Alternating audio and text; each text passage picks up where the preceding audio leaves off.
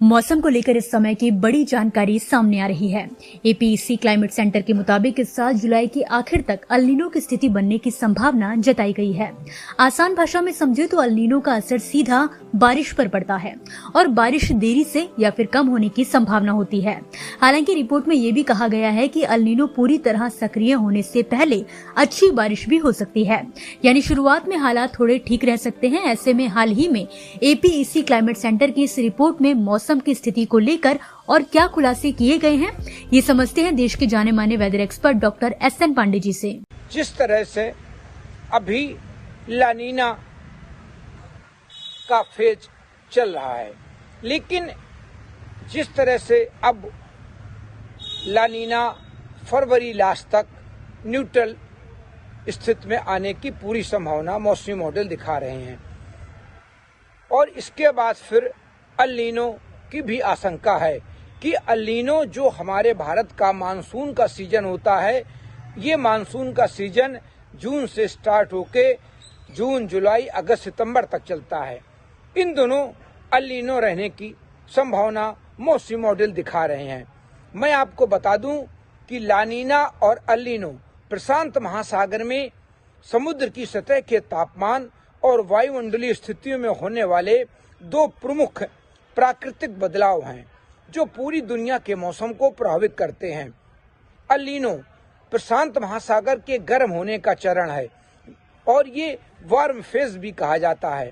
तब व्यापारिक हवाएं कमजोर पड़ जाती हैं और जब व्यापारिक हवाएं कमजोर पड़ जाती हैं तो ये हमारे भारत के मानसून वाली हवाएं जो भारत में नमी लेके आती हैं उनको प्रभावित करती हैं और अल नीनो भारत में कम वर्षा और सूखे की स्थिति पैदा कर सकता है। ये स्थितियां वैश्विक रूप में इनका प्रभाव पड़ता है और ला नीना प्रशांत महासागर के ठंडा होने पर होती है जो इस समय चल रही है, लेकिन ला नीना की स्थिति में सर्दी ज्यादा पड़ती है। भारतीय मानसून के लिए इसको अच्छा माना जाता है और इसका असर अमेरिका, एशिया और कनाडा में भी भारी बारिश के रूप में पड़ता है। आपको बता दें कि पिछली बार 2023 में अल नीनो जून में आया था और करीब 11 महीने तक चला, जिससे गर्मी काफी बढ़ गई थी। आगे चलकर 2026 की शुरुआत में मौसम सामान्य रहने की उम्मीद है। इसलिए आने वाले महीनों में मौसम की जानकारी पर नजर रखें और फसल की प्लानिंग समझदारी से करें। तो ये दोनों फेज कई सालों में हमारे देश के मानसून को प्रभावित करते हैं, लेकिन मैं आपको बताता चलूं कि अब की बार जो सर्दियां पूरे भारत देश में या यूरोप में, एशिया में रिकॉर्ड की जा रही हैं, उनकी असली वजह साइबेरियन हाइज है, या हम कह सकते हैं कि जो हमारा नॉर्थ पोल है वहाँ की जो हवाएं हैं कमजोर हो जाती हैं और इनका असर यूरोप, एशिया, हमारे भारत पर ही पड़ता है।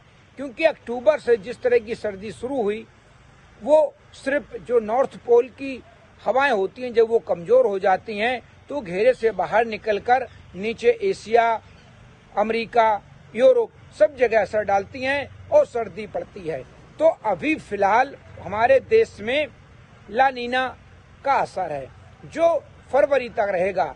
फरवरी के बाद फिर अल नीनो का भी असर होने की संभावना है और अगर ये अल नीनो का फेज हमारे मानसून के समय रहता है तो निश्चित रूप से हम कह सकते हैं कि ये भारतीय मानसून को प्रभावित करता है और भारतीय मानसून को प्रभावित करने के साथ ही हमारे देश के लिए ये बारिश की जो गतिविधियां होती हैं, जो बारिश होती है, उसको प्रभावित करता है। तो अभी जितने भी हमारी वैश्विक मौसमी प्रणालियां हैं या मौसमी एजेंसियां हैं वो इस चीज को कह रही हैं कि आगे आने वाले दिनों में जो 2026 का भारतीय मानसून होगा उसको ये प्रभावित कर सकती हैं। मैं हूं डॉक्टर एसएन सुनील पांडे, कानपुर से। अगला स्टेशन आपकी मनचाही मंजिल खुशहाली है। खुशहाली के दरवाजे चारों ओर से खुले रहेंगे।